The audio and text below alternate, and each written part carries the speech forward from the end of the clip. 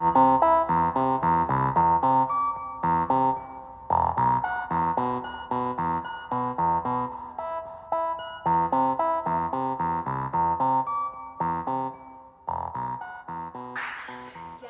as Cindee mentioned, I'm Joy Harris. I'm going to try to guide us through this universe that JR and Cindee have made for us. So, what I'm going to do here, I'm going to use my notes because I have a tendency to go off track and get excited. So I'm going to start out by giving a few observations. Then Cindee and JR are going to talk about some moments within the show. And then I'm going to ask a few questions. But at any point, if you have a question or you have an aha moment or whatever, you should just raise your hand or just shout it out, because it is much better when there are more people talking than when there are few people talking, right? And this is definitely an installation and exhibit that deserves sort of exploration and discussion. So I encourage you to just say, hey, I have something to say.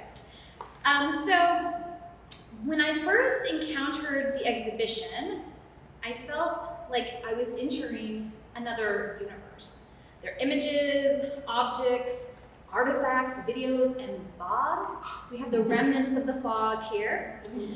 When my students at U of H visited, they walked through the gallery in wonder and awe because most of them had never seen anything quite like this. And honestly, neither have I, right? This is a very unique installation. And I felt a sense of pure delight, because despite the short amount of time that Throughline has been open, we had our first show in November, right? Excuse me, I had already grown accustomed to the white gallery walls and the open space, and now the space has been transformed into this buzzing and teeming environment. And so Cindee and JR's collaborative exhibition, Potentia and Actualitas, the gallery's first show, has set an incredibly high standard for our gallery. And so, yay! I applaud you, yay! Yes! Okay, but these humans are super impressive, and as the moderator, I have to give their long and fancy bios, right? That's part of what I'm supposed to do. So let me get through that. Cindee is a Houston-based visual artist who works in sculpture, printmaking, and social sculpture. Her recent work addresses conservation issues, looking specifically at living soil's ability to sequester carbon, soak up rainwater, and support wildlife. Klement incorporates systems thinking approaches to create a functional balance between healthy ecosystems, human economics, and societal landscape norms. No easy task. Her work records our natural history to the collective memory so that it will no longer be endangered knowledge. Current and recent works include Echoes of Existence, a journey through nature's narratives to redefine the Anthropocene, which is a work in progress she's building with students in Southern Indiana. Another project, Symbiosis, is a social sculpture and living site-specific installation in the Lawndale Art Center Sculpture Garden here in Houston. Then there's Endangered Knowledge, the Soul of Humus, a sculpture presented as part of Sculpture Month, an annual exhibit at the Silos here in Houston. And Rumblings, which I think is a great title, a collection in progress of monumental watercolor monotypes. Klement is an engaged artist in residency at Indiana University in Bloomington, starting fall 2023 and goes through this summer, right? Maybe the fall. maybe longer. Houston Mayor Sylvester Turner proclaimed August the 24th, 2021, Cindee Klement Day. Nice. Her work, yes, we should clap for that. To revitalize the community through art and conservation. She was named the finalist for the Artadia Awards in 2020 and 2021. She completed the block program at the Clasell in 2018. Very impressive, Cindee. He is also impressive too. Here we go. Okay.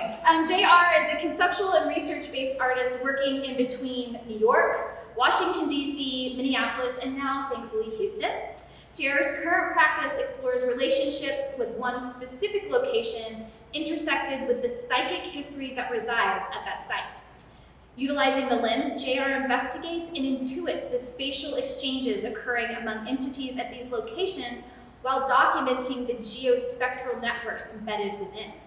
This data is then used to create immersive installations containing arrangements of made and found objects, photographs, drawings, performance documentation, and video.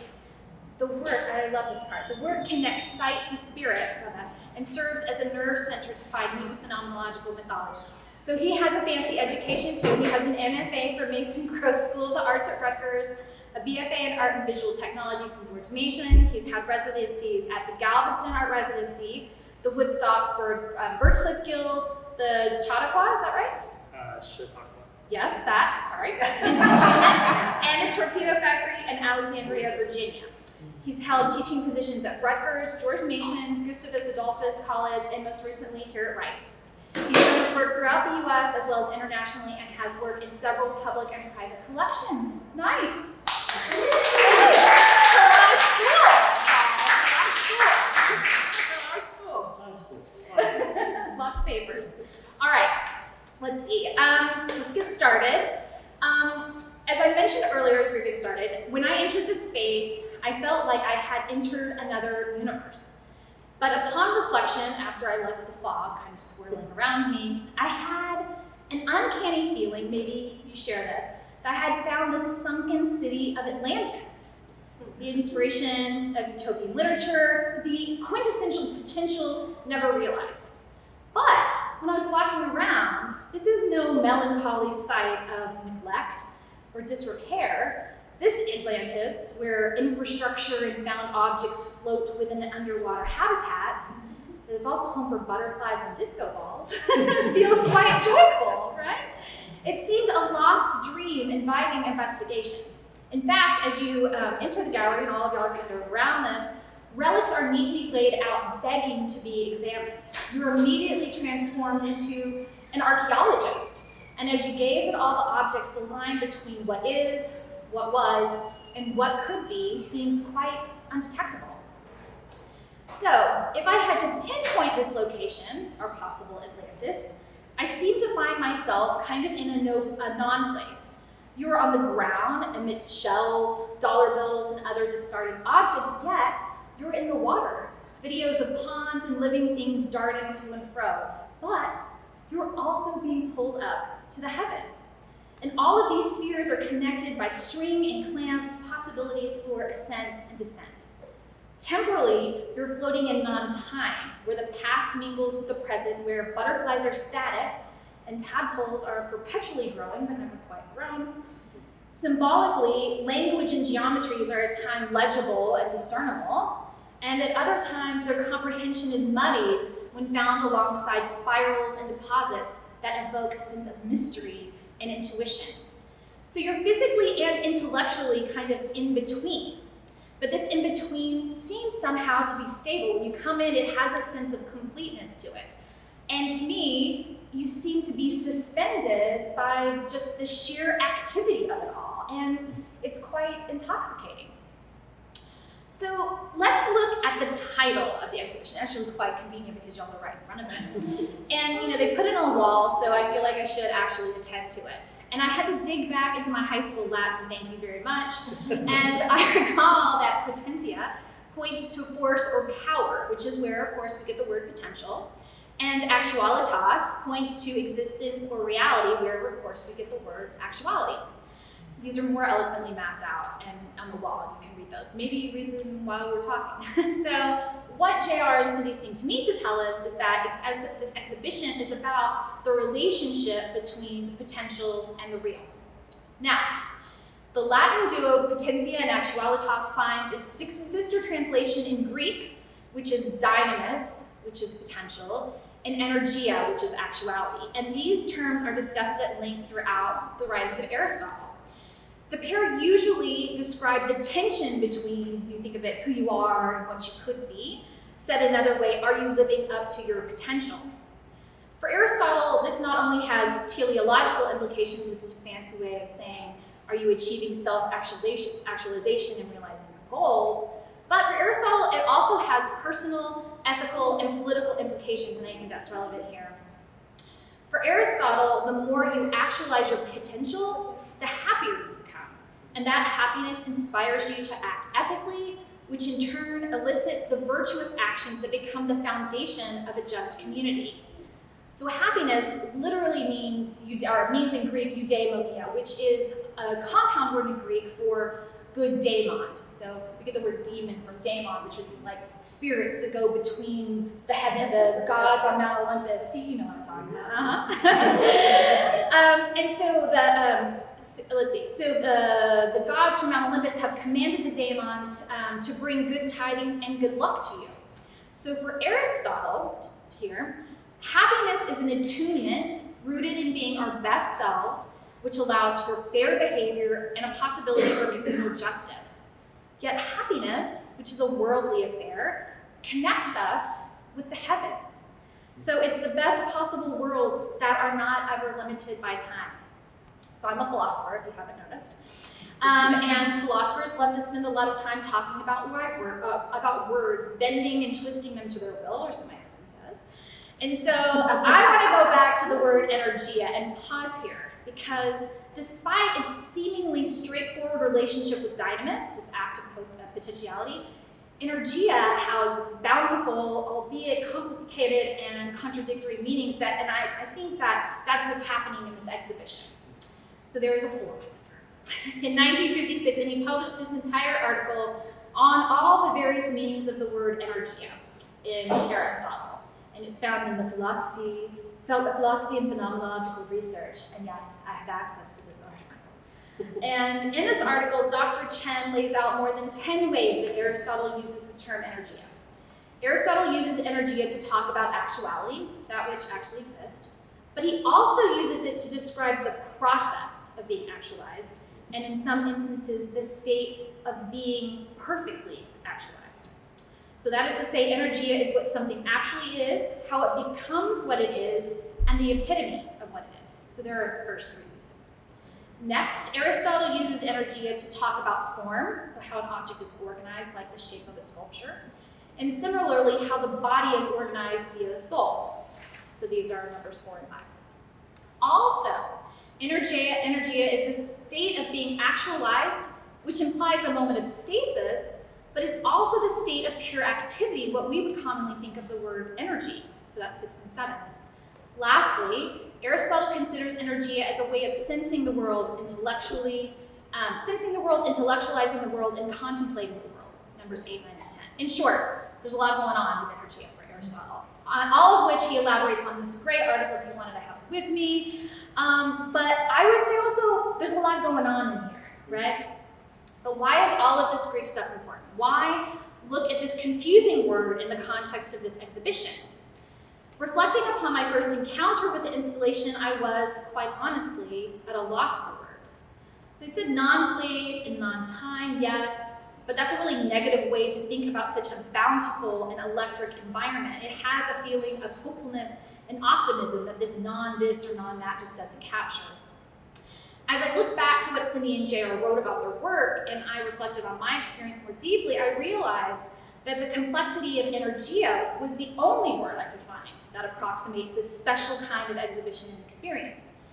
Yes, energia resonates with me because when structuring this conversation, when we were talking about it, the idea of sitting still just actually doesn't seem sufficient. It seemed more appropriate to invite curious strolling to sense, think, and feel the environment as both objects and actors. There's way too many of us here, and we can't go and see all these things, so we're forced to sit still. But still, I didn't want us to. I protest. Energia, at least according to Dr. Chen and Aristotle, has the possibility to unite the potential and actual. It is the force that combines the earthly and otherworldly through intellect, activity, and contemplation. Energia is what is and also what is perfect, what is becoming itself and what it has already become. I guess what I'm saying is that despite the division that this title tries to make between JR's work perhaps as a meditation on a potential world and Cindee's work as the actual words, I disagree, found within both JR and Cindee's work individually is the relationship between actuality and potential. So back here, which you'll see later, the potential of a butterfly's flight, as seen in the small video screens, is met with the actuality of the butterfly itself, and yet, both objects, of course, do not fly at all. They merely point to flight and quite possibly awaken the possible sense of flight within ourselves, right? And the potential of alien life, which I love this in the front, I just totally in love with that, right? Is made legible through reproduced memos and is actualized through a photographic investigation. The possibility of other life forms is substantiated when placed near organic objects, and the optimism of otherworldly existence is iterated by the safety of the dance floor understood through the disco balls. In just these 2 moments of the installation, we see energia, a dance between actual and potential, between moments of intense activity and syrup-like repose.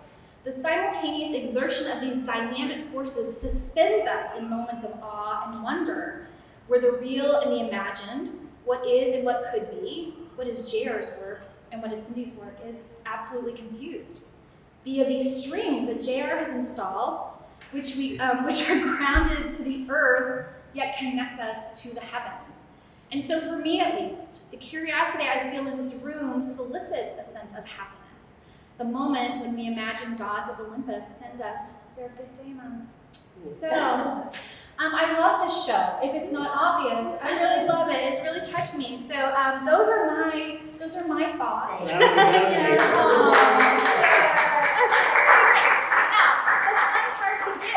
get to talk to y'all. Okay, so what we talked about is maybe y'all pointing, and if you want to walk over and point or whatever, you want to point to something that you really just love and talk a little bit about it. So maybe when we're done, y'all can go to these specific places and see them. But Jerry, you want to go first?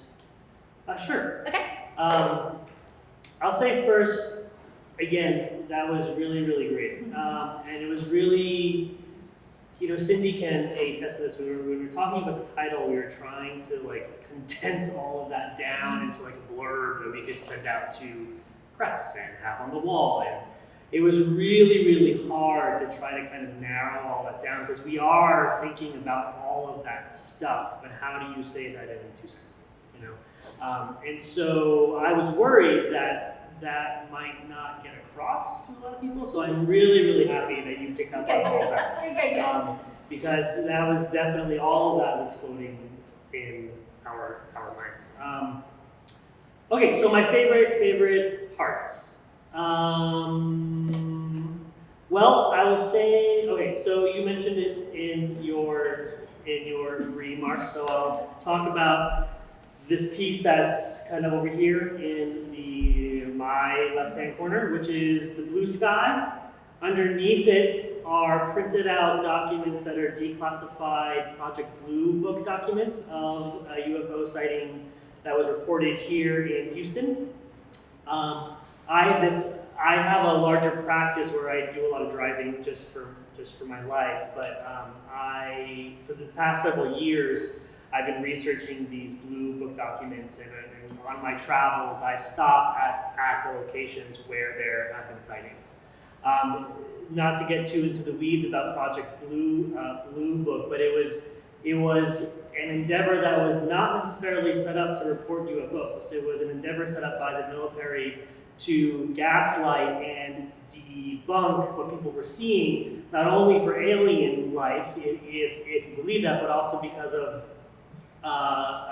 foreign technology that was coming into U.S. airspace. So after the Second World War, the United States was obviously the dominant country, and any kind of perceived weakness that someone could penetrate that was squashed. So the documents don't necessarily have to do with just extraterrestrial things, but anything that will come into U.S. airspace. So what I do is when I go to these locations, I take a photo of the sky wherever I am and see if anything shows up within those photos. Sometimes I just look crazy, like yelling at clouds. I've only had one instance where there's been something questionable come into the frame that I couldn't decide what it was or couldn't figure out what it was. But all the marks that are on the image are looking through my car window. So they operate both as unidentified flying objects, but also are just kind of like marks that are accumulated through time, through the journey of going to these places. I view it very much as like a quasi-spiritual practice also of journeying and, what's the right word? there's a word for it that I'm blanking on, but of like conducting an endeavor to go to a spiritual place. Then the disco balls that are above it, they're part of that whole in installation. A lot of people have asked me about the disco balls because they seem to a lot of people to be out of place. For me, they operate on a couple different levels. Like one, in relationship to that installation, they're kind of celestial bodies unto themselves. They give off light, it's kind of like suns. And they also are signifiers or kind of like a welcoming item for me for like safe spaces within a queer environment. So that combined with the fog harken back to these ideas of kind of queer nightlife and how that is a kind of a welcoming space for a whole demographic of people. So they operate on different levels there. And they give off the lights, to what Joy was saying. I think Cindee and I very much view this as this kind of space unto itself. And it both draws your eye up the same way that these neon lines do, but it also kind of gives off like, not to be trite, but like little bubbles or like little kind of like specks flying above a surface of something. Microbes, sure. UFOs, yes. Yes. So. Okay, Cindee, do you want to talk to us? Well, I think I'm always trying to figure there's so many layers to this work of where to go, what to talk about, and I think one aspect that I don't often have the opportunity to talk about, just because there's so many more basic science things to talk about, but with what you've just said, when we change how we start seeing and studying environmental systems and ecological systems and how they interact, I think it changes the way we see society.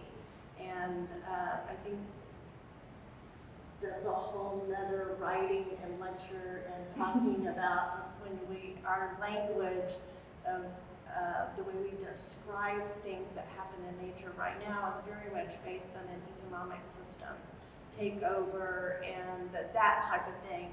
And when you change that, it really opens your mind to embracing other types of genders and fluidity, and I have found it to be a really beautiful way to see new ways of living, and we live in a great time for opening that door up.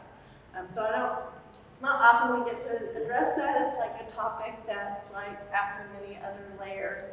So I'll go back down to the simple, basic things. And one thing, if you maybe have been watching on Instagram as of late, and so we've just been talking about other types of energy, you might notice at the front door there's an altar of batteries.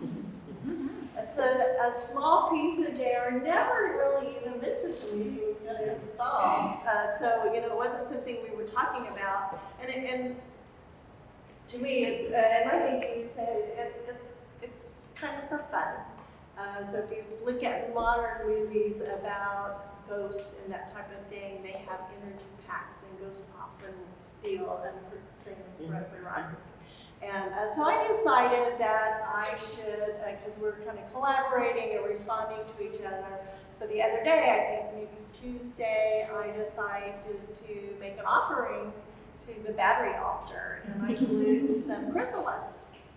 And 3 of them I knew were empty. One of them I thought might still be viable for metamorphosis.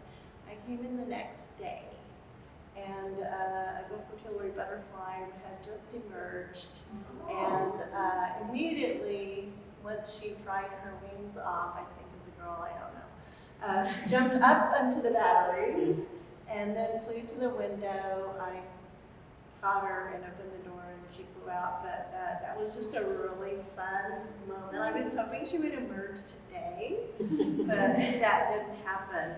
But so my work is I've been kind of started with an interest in where healthy food comes from, and from that I learned about a new type of agriculture that actually regenerates soil as we grow and raise food.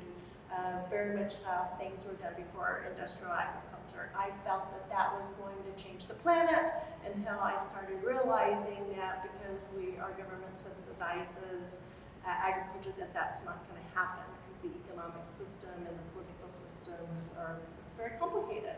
So you're an artist, what are you going to do? You work with materials you have. I started focusing in Houston, Texas. I started seeing so every continent has its major carbon sequestering landscape, and for us it's the prairies. The middle of the United States is the prairies, it's the grasses. Unlike other places where it might be the trees, here in the United States it's these grasses, and we only have 1% left. Our cities are going to have 80% of the population in 2050. So my work is very much about reimagining urban landscapes. So if you think back to how we kind of view Homo sapien right now, Homo sapien is a very new species. My work is really hopeful, but I have to explain how I see it as hopeful. Homo sapien is a very young species, and I think we're in an awkward kind of teenage area where we're screwing up some, but we're also very imaginative. We've created some amazing sciences and technologies. When we've done these things by looking at them, studying them as individual topics and sciences and economies and political systems and social systems and education systems. But what now we need to start doing is seeing we've missed how these things interact. So these systems that he talks about are mixed up with the systems that I talk about, which are economic and grass systems, which is looking at how we support the water table, which is how we cool the planet, how we keep from having extreme weather conditions where weather can't move across. So that's the science talk. I'll go into the little more romantic and part that I hope you're here for both. But in my work here, I've been documenting living sculptures that I've been doing, and the only rectangular video, you'll look at it and you may think that it's a string of pearls. It is not. I did an installation at the Londo Art Center where I started without a single earthworm in the property, and the first year, on Mother's Day, tree frogs laid eggs in the pond, and those white pearls are tree frog eggs. And to me, that was pretty amazing that nature could respond so quickly here in the museum district. Because this is a hot asphalt, there's nothing that supports nature, and that it could come back that quickly was just mind-boggling for me. The other videos, I have a cement pond, a very, very old, tiny swimming pool, and during COVID, with lots of time on my hands, I dropped my phone the first time into the pond, and I just started videoing. And so I use that in my science side of my practice to talk about closed water systems, and you can see we tried to pick videos that had the least amount of like fish and that type of life. You really can't get rid of it. These systems we don't see the microbes in our body and the bacteria in our body, but it's really, that's what makes us who we are. And so hopefully you'll see some of that and see these come together. Just that energy becomes so much greater than what my imagination would have just put together. So I proposed to him, I'm an abstract expressionist, and I talk about these systems. I'm not as mysterious or poetic. I can pretty much tell you what I think you need to be doing. And he's very much the yin-yang of that, and he agreed. So it's been really interesting. I would text to him or message him on Instagram. I'm reading this and thinking about this and thinking about that in science, 1 + 1 is 2, and in nature, 1 + 1 system is 3, and how these things, and that's how we got to the philosophy, and because he studies that type of thing. So it's been really interesting and fascinating. I have used a few materials that are a little different for me, primarily an apothecary jar on the very top. For me, that's looking at Houston's landscape. I think of us as having a lot of glass structures. I think it's easier for humans to accept what we may describe as chaos right now. I'm not sure nature would describe it as chaos, but to have chaos, to look at chaos in a more classical shape or design. So I like having that, and also I'm talking about the water table and the soil microbes, but that's also the air, and that's a way to look at air. I'm hoping that you will notice the shadow that it makes on the pond video, and I'm hoping that you'll see some type of creature. I'll be mysterious and I'll tell you which one I think it is. But You can tell. that's as mysterious as I get. I'm not very mysterious. You can tell them. You should tell them. Well, for me, it's an owl. I'm really into owls right now. But others that know me say, "Oh, Cindee, there's your bee," and I'm like, "Well, that one's an owl." I've been collecting the zoos, and butterfly museums have been really good to me, and will give me their butterfly carcasses, and pretty much anyone who knows me that finds a creature that looks decent calls me, and I come over, and all the freezers and refrigerators in my studio's garage and home are full of these things that I pulled around. And if you live in a neighborhood and you've pulled out some landscaping that's not good for the planet, which I'm hoping you'll leave your good for the planet landscaping in, you may see me walk away with it and take it home and pull out the beautiful roots. And I love the texture in them. That's probably the abstract expressionist in me, and I usually put like kind of a white wash on them just so you can see the beauty of kind of the chaos of them. What else? Should we see if anyone has questions? Yeah. Please, someone. Question, comment, anything? Could you tell us about the bricks in the column as well? Well, so the bricks are things that I see in urban landscapes. I wanted it to be tall, like a high rise. I personally see very much that Houston, if you read about nature, you read that the solution often finds itself, the solution is found next to the problem. And if people consider the energy industry to be the problem, then maybe the solution is here. And our soil is clay. Clay is the #1 soil for sequestering carbon and soaking up rainwater. Our turf grass does this much of it, and our native plants do 10 to 18 feet of soaking up rainwater. And so I see Houston as having this unbelievable potential. The problem I'm seeing is we're very economic minded. I too, I'm not pointing fingers, I'm very economic minded. And that is what stimulates us. So what I have a social sculpture that I've been working in for a couple of years, where I talk to people about if we can start nurturing ecotourism in Houston, Texas, with our sprawling landscapes and with our systems and connections with our diversity and population with other countries, we can send these messages when people start seeing, because I work in metal. These regenerations of landscapes that I have done, I don't have any special gift or training in this. I work in metal.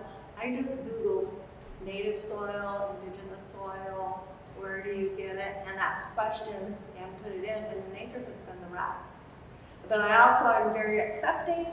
If there's a freeze and everything looks like basically cornflakes, I see the beauty in that. I leave it there. I let it build the soil. Nature knows what it's doing. All we really have to do is get out of the way. And when you talk about having happiness from the potential of these energies, what I see is that we can have this balance of these technologies and these sciences that our species has already created. We don't have to get rid of those. We just have to make a little room and nurture these other things and start educating and believing. We have young people who don't know what healthy environments look like. They don't believe we can have that. So for me, a big part of this is to have a way to start looking at these possibilities that we can do this. If I could do what I did, if I can get tree frogs in this industry, there is no telling what we can do when we try. And that to me that is what art is. That is the beauty of. This is a great place to be, guys. Houston is amazing. I agree. It is hot. I know you also have a commercial real estate background. What are your observations, excuse me, or thoughts, Cindee, about how we've moved to where we get home, we've got all this empty commercial real estate in downtown Houston, we still have this dichotomy of workspace, live space. I mean, have you put thought to what our opportunities? Well, I think it should be very inexpensive art studio locations. I thought about that many times, which would be amazing, wouldn't it? High rises full of artists in downtown Houston. Well, when I think of my background in commercial real estate, it's what made me make the leap from just regenerating landscape to seeing, because what developers and shopping center owners and neighborhood developers, what they want is you to come there, and if they start planting, I mean, I can't tell you, well, I can tell you, because I have it all written out on a sheet that, well, it's here on the floor, but you can also get it from me, it's on my website. The way you get people to come in is you start doing these things and showing them these beautiful, like for example, did you know an hour outside of Houston you can tag hummingbirds and hold a hummingbird because they migrate through here. You can watch whooping cranes migrate. And I'm talking about Houston First, and they don't have the staff to put an umbrella on these organizations to market that Houston has this amazing ecology, because we've had the space industry, the medical industry, and the oil industry, and our major sports. But those are just really things that can support, because we can draw more people in if they start seeing that we have this potential for this amazing ecology. If you look at people that study the ecosystems and saving biodiversity, they will tell you the best cities for saving biodiversity, and all these things are intermixed, are the tropical cities. But that all the tropical cities are poor, so that's a problem. When we're semi-tropical, we are not poor, and we are huge. So we have this amazing potential, and for me personally, I see that as responsibility. And I for one, am trying to do everything I can to talk to people about it. And I may maybe be a little pushy, but I come to that from being a female in the commercial real estate industry, so maybe it's all connected. I'm supposed to be doing this. Yeah. I have a question for you. Yeah? Okay, cool. So, Cindee's work is very immersive and tactile, and it's like stuffness that we are in every day, right? So your work, like at first blush, when I see your work, it seems much more distanced, right? But when I talk to you about it, it's not distanced at all, right? Like you have this personal connection with these objects that seem like very much like objects as such, right? So when you were contemplating how do you bring all of this together somehow, right? Because your work has stories that aren't maybe as self-evident as some of these other stories that are found here. What were you thinking, like how you could make all of this come together? Because you helped with these videos. Cindee's never really done video work before, right? So how, like, when you were first figuring out how to do this, what was your approach? I don't know. No, I think one of the things that I really loved about what you read was that it got at the heart of what the show is about for me in a lot of ways, which is essentially, I don't know if we're going to articulate this right, but essentially like the creative process almost of how you take something from nothing and build it and try to form it into something that is what the art ends up being. Like it's very much, there's a large part of the show that for me is about the art making process. Yeah, the act of becoming. Right. And so I think Cindee and I had ideas of what we wanted this installation to be, but I don't think either of us had like a clear cut, like we didn't like make a model or make a drawing or whatever, it was So sketch. no, it was very much an intuitive response to the space and an intuitive response to working with each other. There's also, like, for me, just very practical elements. I don't have a studio at the moment. I haven't had a studio in the past five years.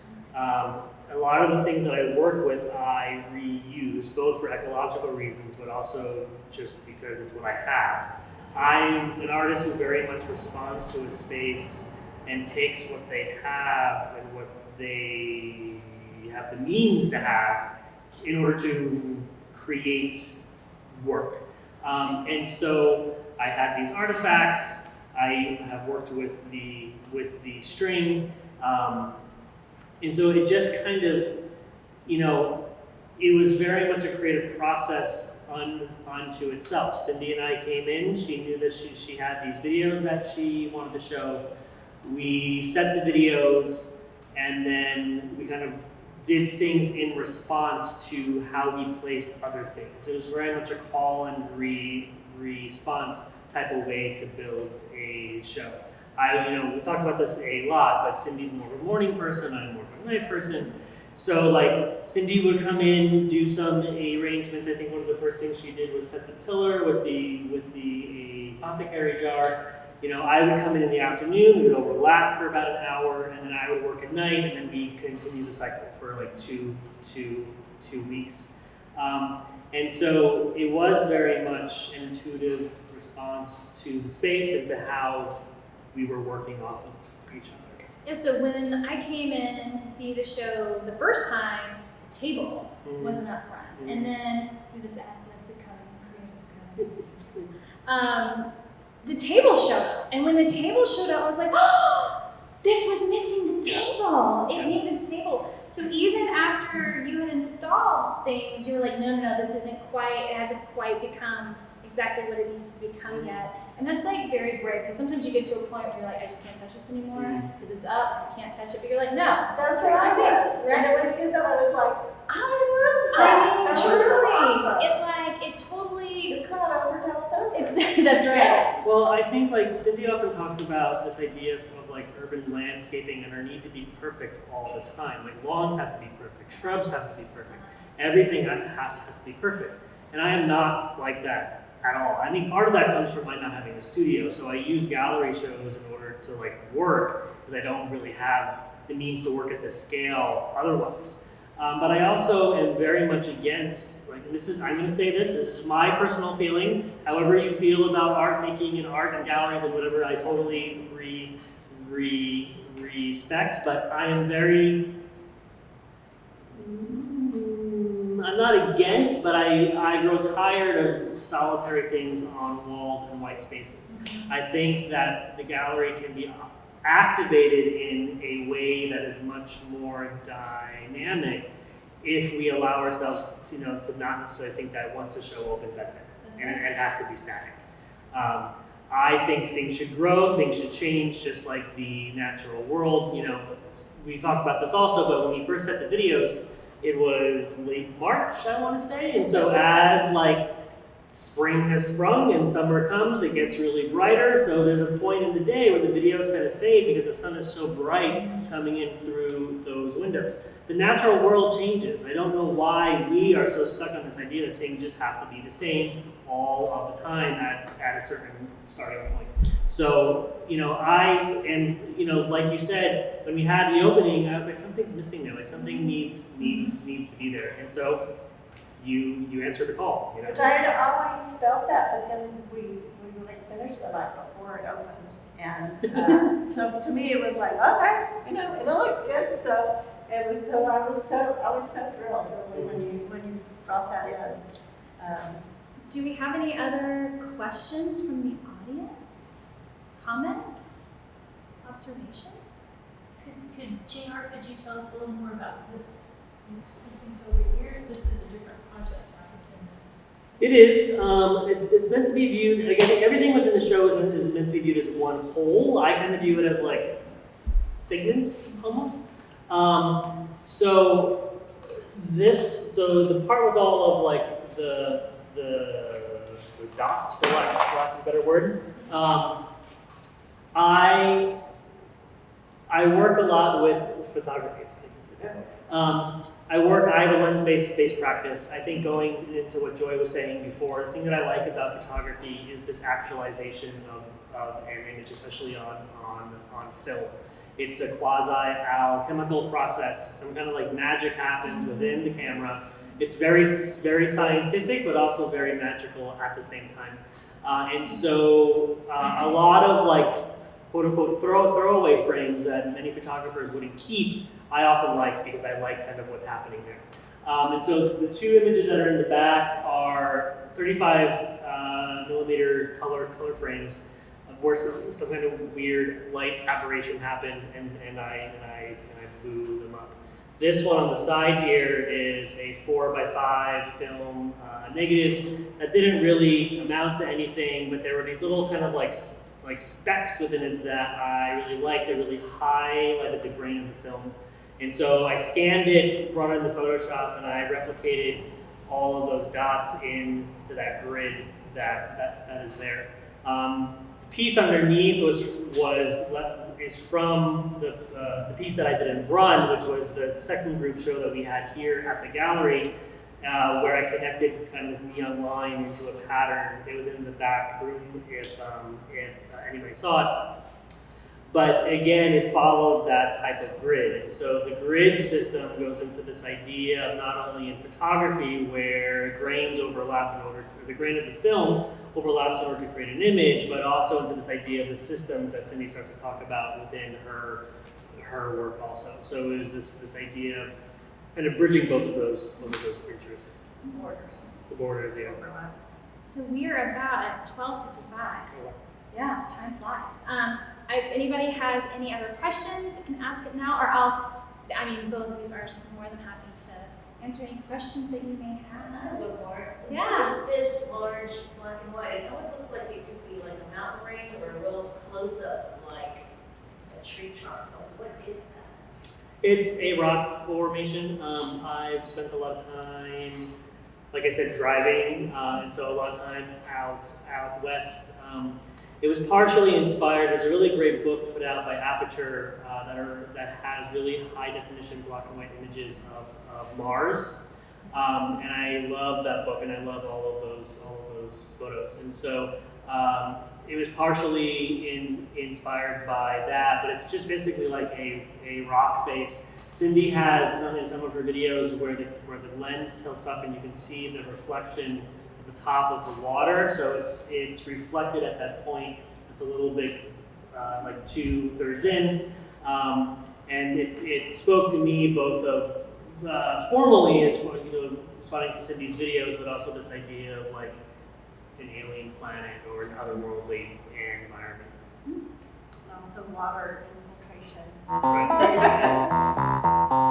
Any other questions?